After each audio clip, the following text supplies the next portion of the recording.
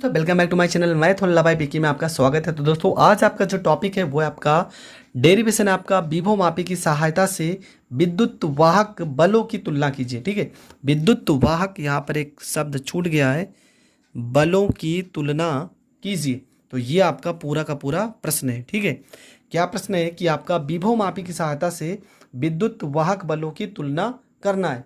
तो चलो ये डेरिवेशन हम करते हैं। देखो इसके पहले मैंने एक डेरिवेशन बताया है, अगर आपने वो नहीं देखा है तो ये डेरिवेशन थोड़ा कम समझ में आएगा। तो आई बटन पर आप क्लिक करके पहले वो डेरिवेशन ज़रूर देख लीजिए, और डिस्क्रिप्शन में भी लिंक है। वो डेरिवेशन अगर आपको आता है तो ये डेरिवेशन आपके लिए बहुत ही सरल हो जाएगा।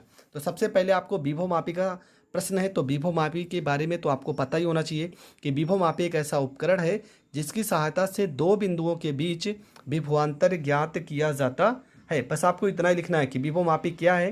तो लिखना है विभव मापी एक ऐसा उपकरण है जिसकी सहायता से दो बिंदुओं के बीच विभवांतर ज्ञात किया जाता है। इतना आपको लिख देना है। इसके बाद ये आपको बनाना है फिगर। इस फिगर की सहायता से पूरे डेरिवेशन को हम सॉल्व करेंगे। तो ये फिगर आपको समझना है, बहुत ही सरल तरीके से मैं बता रहा हूँ। एक एक लाइन आपको याद कर लेना है। सबसे पहला काम आपको क्या करना है, यहाँ पे लिखना है कि माना ए बी, देखो ये ए है आपका, ये आपका बी है। तो माना ए बी एक विभव मापी का तार है जिससे बैटरी बी कुंजी के धारा नियंत्रक आर एच को श्रेणी क्रम में जोड़ा गया है, जिसे प्राथमिक परिपथ कहते हैं। यहाँ तक आपको लिखना है। क्या लिखना है कि माना ए बी एक विभव मापी का तार है जिससे बैटरी बी कुंजी के धारा नियंत्रक आर एच को श्रेणी क्रम में जोड़ा गया है, इसे प्राथमिक परिपथ कहते हैं। इसके बाद आपको क्या लिखना है, E1 व E2, देखो क्या लिखा है, E1 व E2 वह सेल हैं जिनके विद्युत वाहक बलों की तुलना करना है। क्या लिखना है आपको कि E1 तथा E2 वह सेल हैं जिनके विद्युत वाहक बलों की तुलना करना है। E1 तथा E2 के धनात्मक ध्रुव को, देखो इसका भी धनात्मक और इसका भी धनात्मक, तो E1 व E2 के धनात्मक ध्रुव को विभव मापी तार के ए सिरे से तथा ऋणात्मक ध्रुव को धारा मापी जी से जोड़ा जाता है, जिसे द्वितीयक परिपथ कहते हैं। यहाँ तक आपको रचना में लिखना है। क्या लिखना है फिर से समझ लेते हैं कि माना ए बी एक विभव मापी का तार है जिससे बैटरी बी कुंजी के धारा नियंत्रक आर एच श्रेणी क्रम में जुड़ा है, इससे प्राथमिक परिपथ कहते हैं। इसके बाद लिखना है कि E1 व E2 वह सेल हैं जिनका हमें विद्युत वाहक बलों की तुलना करना है। फिर आपको लिखना है E1 तथा E2 के धनात्मक ध्रुव को विभव मापी तार के ए सिरे से तथा ऋणात्मक ध्रुव को धारा मापी जी से जोड़ा गया है, इससे द्वितीयक परिपथ कहते हैं। तो देखो यहाँ पर हमने लिखा भी है, ये आपको एक एक लाइन मैंने यहाँ पर लिख भी दिया है। क्या लिखना है कि माना ए बी एक विभव मापी तार है जिससे बैटरी बी कुंजी के तथा धारा नियंत्रक आर एच, ठीक है, धारा नियंत्रक यहाँ पर आर एच श्रेणी क्रम में जुड़ा है, इसे प्राथमिक परिपथ कहते हैं। इसके बाद आपको लिखना है कि E1 व E2 वह सेल है जिसके विद्युत वाहक बलों की तुलना करना है। E1 व E2 के धनात्मक ध्रुव को विभव मापी तार के ए सिरे से तथा ऋणात्मक ध्रुव को धारा मापी जी से जोड़ा गया है, जिसे द्वितीयक परिपथ कहते हैं। यहाँ तक आपको लिख देना है। इसके बाद क्या करना है, इसके बाद आपको करना है सूत्र का निगमन। तो सूत्र की स्थापना कैसे करेंगे तो उसके लिए मैं लिख के आपको फिर से समझा रहा हूँ। देखो ये आपका फिगर है, ठीक है, और फिगर की सहायता से हम इसके पूरे प्रश्न को सॉल्व करेंगे। ठीक, तो यहाँ पर हम एक छोटी सी हेडिंग डाल देते हैं, सूत्र की स्थापना। ठीक है, इसका सूत्र का निगमन हम कैसे करेंगे वो समझ लेते हैं। तो सबसे पहला काम आपको क्या करना है कि मान लेते हैं, ठीक है, आपका देखो दो वैल्यू है, एक आपका E1 है, एक आपका E2 है। तो लिखेंगे कि माना E1 सेल के विभव मापी तार की लंबाई, ठीक है, विभव मापी तार की लंबाई हम क्या मान लेते हैं, L1 तथा L1 विभव मापी तार की लंबाई L1 पर संतुलित होता है, तो तो विभवमापी के सिद्धांत से, ठीक है, विभवमापी के सिद्धांत से हम क्या मान लेते हैं? हम मानते हैं कि आपका जो E1 सेल है, E1 सेल के विभवमापी तार की लंबाई क्या है? L1 पर क्या होता है? संतुलित होता है। अगर L1 पर संतुलित होता है तो विभवमापी के सिद्धांत से, तो विभवमापी का फार्मूला क्या हो जाएगा? फार्मूला हो जाएगा E1 बराबर यहाँ पे K, यहाँ पे L, पर यहाँ पे क्या हो जाएगा? L1।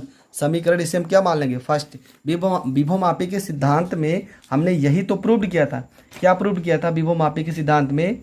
E बराबर KL ना, क्या प्रूव किया था? E बराबर KL, और फिर K का वैल्यू रखा था, पर यहाँ पर K का वैल्यू आपको नहीं रखना है, सीधा लिखेंगे E1 बराबर KL1। ये हो गया आपका समीकरण फर्स्ट। फिर सेम यही लाइन फिर से लिखेंगे जो यहाँ पर लिखे है ना, सेम ऐसे लिखेंगे। क्या लिखेंगे कि माना इसी प्रकार, ऐसे लिखेंगे, इसी प्रकार E2 सेल के विभवमापी तार की लंबाई L2 पर संतुलित होता है, तो विभवमापी के सिद्धांत से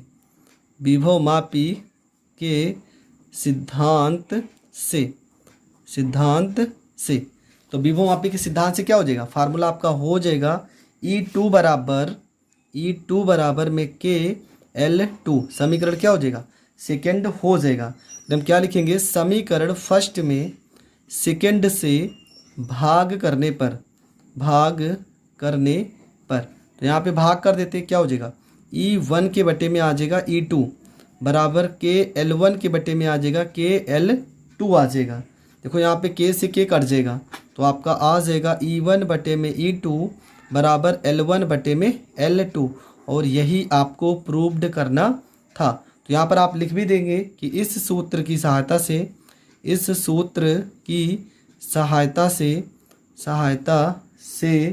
दो सेलों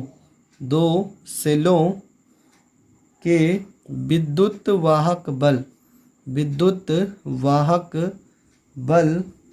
बलों की तुलना की जा सकती है। विद्युत वाहक बलों की तुलना की जा सकती है। बस यहाँ तक आपको लिख देना है और आपका पूरा का पूरा डेरिवेशन क्या हो जाएगा? आपका हो जाएगा प्रूव्ड। तो पूरा डेरिवेशन आपको समझ में आ गया होगा। अगर समझ में आ गया तो चलो पूरा डेरिवेशन एक बार फिर से पढ़ते हैं। तो हमने क्या कहा था? सबसे पहले आपको विभवमापी के बारे में समझ लेना है। विभवमापी क्या है? तो आपको सिर्फ इतना लिखना है कि विभवमापी एक ऐसा उपकरण है जिसकी सहायता से दो बिंदुओं के बीच विभवांतर ज्ञात किया जा सकता है। इसके बाद इस पूरे चित्र की सहायता से हमें लिखना है कि लिखेंगे कि रचना में कि माना AB एक विभवमापी का तार है जिससे बैटरी B कुंजी के धारा नियंत्रक RH को श्रेणी क्रम में जोड़ा गया है। इसे प्राथमिक परिपथ कहते हैं। इसके बाद आपको लिखना है कि E1 व E2 वह सेल हैं जिसके विद्युत वाहक बलों की तुलना करना है। E1 और E2 के धनात्मक ध्रुव को विभवमापी तार के A सिरे से तथा ऋणात्मक ध्रुव को धारामापी G से जोड़ा गया है। इसे द्वितीयक परिपथ कहते हैं। उसके बाद आपको इसके सूत्र का निगमन करना है। तो यहाँ तक तो आपको समझ में आ गया होगा। देखो मैंने यहाँ पर पूरा रचना लिख दिया है और ये पूरा रचना आपको अच्छे तरीके से समझ में आ गया होगा। इसके बाद सूत्र की स्थापना में क्या क्या लिखना था कि यही कि माना E1 सेल के विभवमापी तार की लंबाई L1 पर क्या होता है? संतुलित होता है। तो विभवमापी का सिद्धांत क्या था? E बराबर KL था ना, तो यहाँ पर E1 हो जाएगा क्योंकि सेल E1 है, यहाँ पर K हो जाएगा और L की जगह पे L1। समीकरण इसे मान लेंगे फर्स्ट।